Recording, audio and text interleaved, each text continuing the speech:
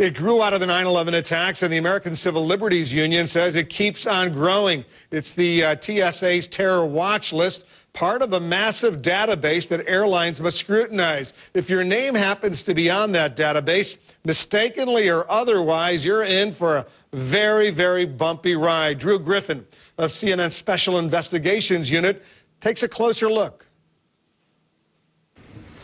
Washington Attorney Jim Robinson is a former Assistant Attorney General. He's a former U.S. Attorney from Michigan. He holds a high-level government security clearance, and he's a former law school dean, a husband, a granddad, an American. And he gets delayed, if not stopped, every time he gets on a plane. Why? Because Robinson is also one of the estimated 1 million names now on the terror watch list. So it seems for years now, despite my best efforts to get off. All right, well, our own Drew Griffin now finds himself something very, very extraordinary. It's happening to him as well, and that came up during a congressional hearing today. Here's Congresswoman Sheila Jackson Lee grilling the Homeland Security Secretary Michael Chertoff. We understand that a new member is on the watch list, Drew Griffin of CNN. And my question is, why would Drew Griffin's name come on the watch list post his investigation of TSA? What a curious and interesting and troubling phenomenon. What is the basis of this sudden recognition that Drew Griffin is a terrorist? Are we targeting people because of their critique or criticism? As far as the watch list is concerned, we do have circumstances where we have name mismatches.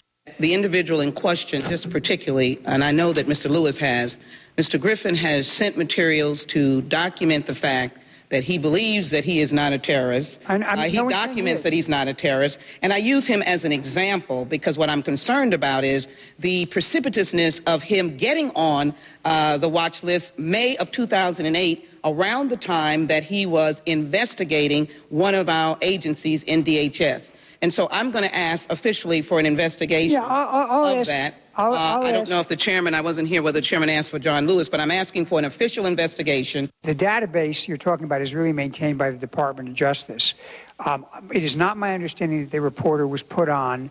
He may share the name with someone who was put on, and if he has a complaint about it, he ought to refer it over to the IG.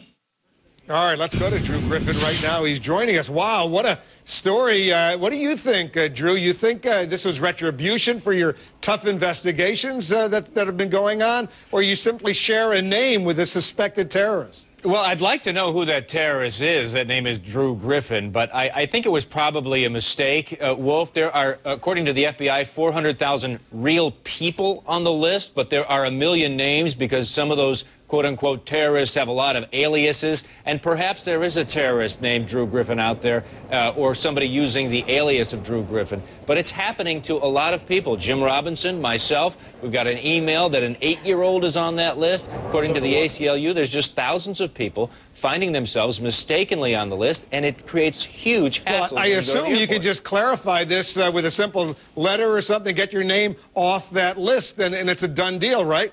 Well, there is a redress procedure. I filled that out back in May, sent it in with my passport, my driver's license, an explanation of who I am, what I do. Nothing. I didn't even get a response from Homeland Security yet. And Jim Robinson, the man in our piece, he filled out his forms back in May of 2005 and has yet to hear from the TSA. Wow. So it's very hard to get off this list. Former U.S. attorney himself. All right, Drew, stay on top of this story for us because it's fascinating, very worrisome as well. Let's check in with Lou to see what's coming up on his show right at the top of the hour. I know he's working on several important stories. Give us a preview, Lou. Absolutely, and I noticed that DHS Secretary Michael Chertoff wasn't too excited when Congresswoman Jackson suggested there be an investigation, which there definitely ought to be, in my opinion.